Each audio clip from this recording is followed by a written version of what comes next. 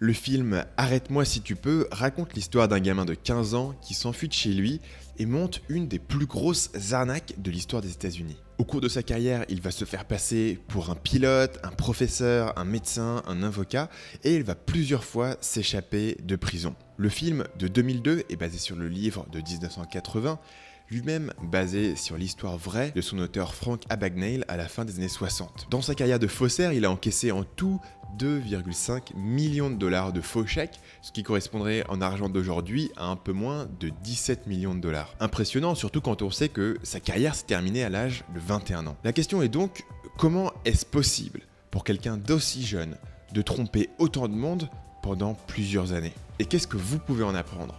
Soit pour éviter de vous faire manipuler, soit pour mieux réussir dans la vie. Si vous aviez vécu aux États-Unis dans les années 60 et que vous aviez croisé Frank Abagnale qui traversait l'aéroport d'un pas confiant en uniforme de pilote, auriez-vous suspecté qu'il était en réalité un arnaqueur? Et si vous travailliez au guichet d'une banque et que ce même individu vous demandait d'encaisser un chèque, est-ce que ça aurait changé quelque chose? Dans les années 60, le poste de pilote d'avion était très prestigieux. Et si vous êtes honnête avec vous-même, vous auriez probablement encaissé le chèque sans poser plus de questions, comme l'ont fait des centaines de personnes à l'époque. Vous venez de vous faire manipuler, et pourtant il ne vous a rien dit de spécial. Au plus, il vous a fait un peu de charme, mais rien qui ressemblerait à une manipulation de l'esprit. Parce que l'arnaqueur de Arrête-moi si tu peux ne manipule pas votre esprit, il manipule vos perceptions. En d'autres termes, il manipule non pas la personne, mais le contexte. Frank Taylor, Pan Am, thanks for giving me a lift, boys. Go ahead and take a seat, Frank. We're about to push. What kind of equipment you on? DC-8? 707. You turning around on the red-eye?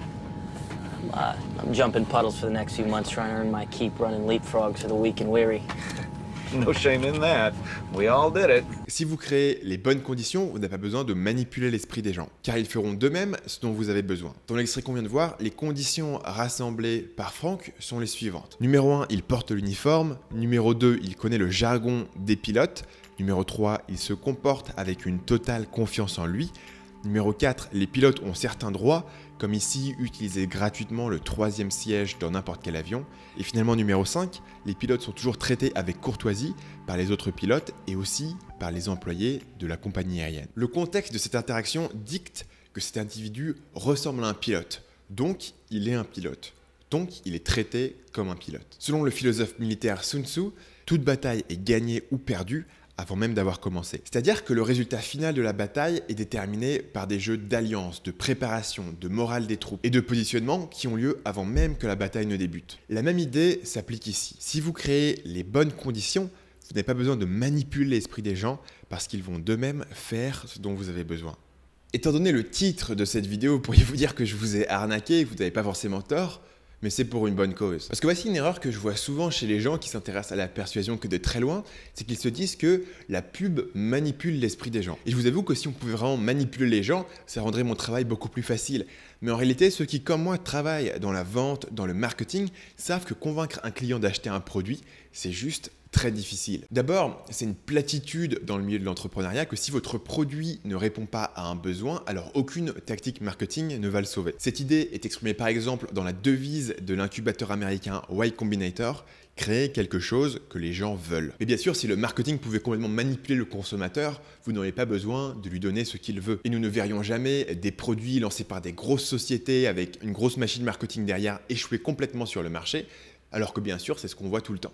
Pour prendre un exemple plus proche du quotidien, vous avez peut-être un oncle ou un ami qui a des idées politiques qui vous semblent idiotes, et pourtant malgré tous vos efforts et toutes vos preuves apparemment irréfutables, eh bien vous n'arrivez pas à le faire changer d'avis. Bref, les gens ne sont pas si faciles que ça à influencer, et cette hypothèse de contrôle mental ne correspond pas aux observations qu'on peut faire dans le monde réel. Et le problème, c'est que si vous allez souscrire à cette hypothèse de contrôle mental, eh bien vous allez avoir du mal à persuader qui que ce soit. Pire, vous allez vous ouvrir à toutes sortes de manipulations, car bien sûr, vous imaginez que vous n'êtes pas affecté par la persuasion, ce sont seulement les autres qui sont influençables. Les détails spécifiques de l'arnaque de Abagnale sont intéressants à étudier pour mieux comprendre comment ce mécanisme fonctionne.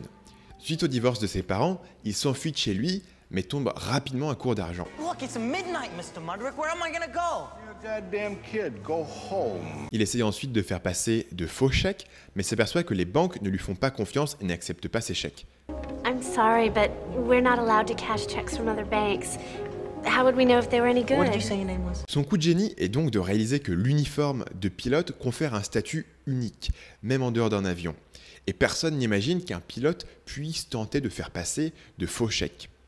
Et en effet, une fois équipé de son nouvel uniforme, il arrive à encaisser des millions de dollars de faux chèques sans qu'on lui pose de questions. Le pouvoir des uniformes en particulier est bien connu. Dans Influence et manipulation, Robert Cialdini décrit l'expérience suivante menée par le psychologue américain Leonard Beekman. La procédure de base était de faire une demande étrange à des passants dans la rue. Par exemple, ramasser un détritus ou se tenir à côté d'un panneau de bus. Dans la moitié des cas, le jeune homme qui faisait la demande était habillé en habits de ville normaux. Le reste du temps, il était habillé en garde de sécurité. Quelle que soit la demande, beaucoup plus de gens obéissaient quand ils portaient un uniforme de garde de sécurité.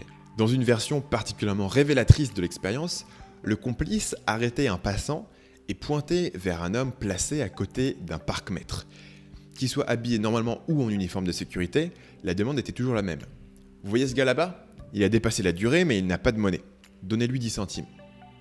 Le complice s'en allait ensuite et tournait l'angle de la rue, de manière à ce qu'il soit déjà hors de vue quand le passant atteignait le parc-mètre.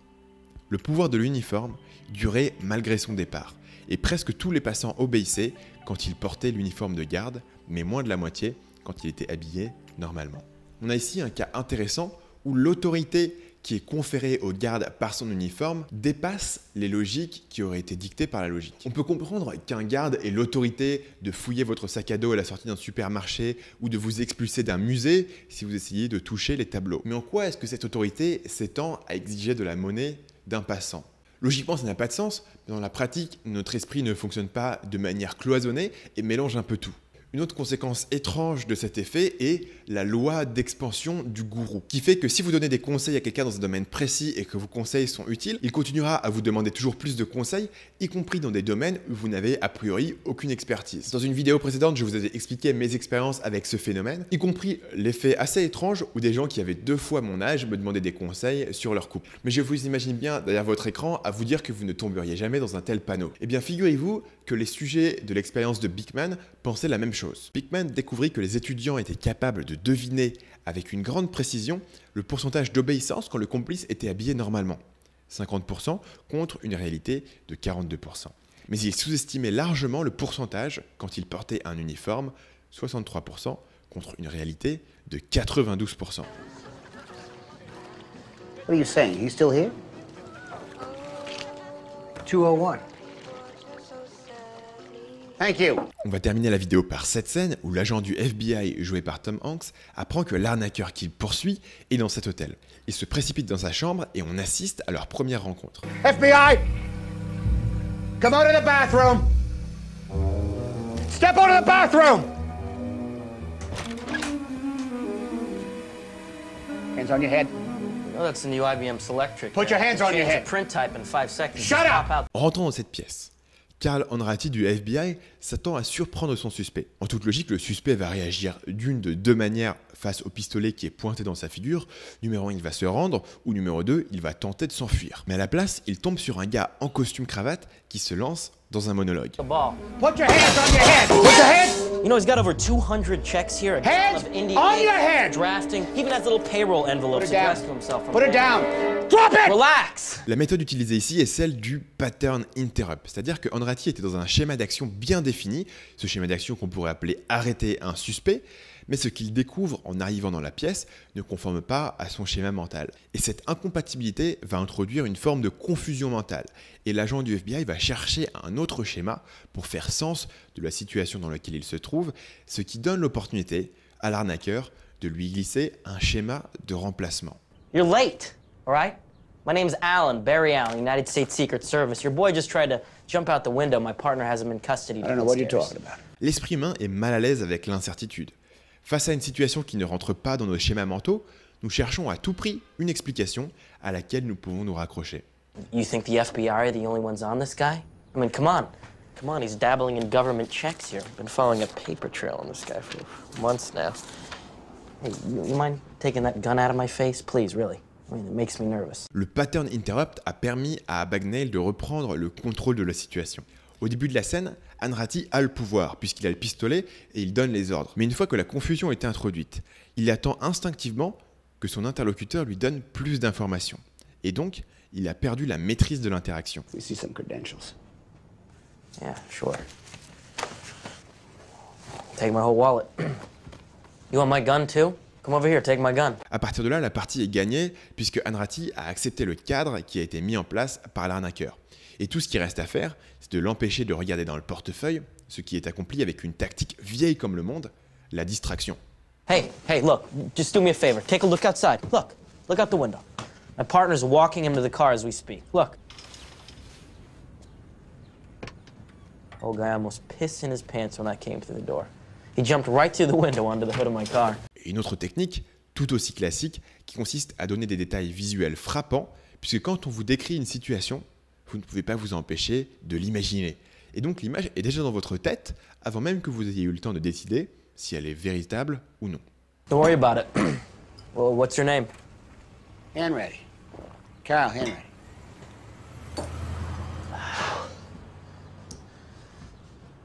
Mind if I see some identification? Sure.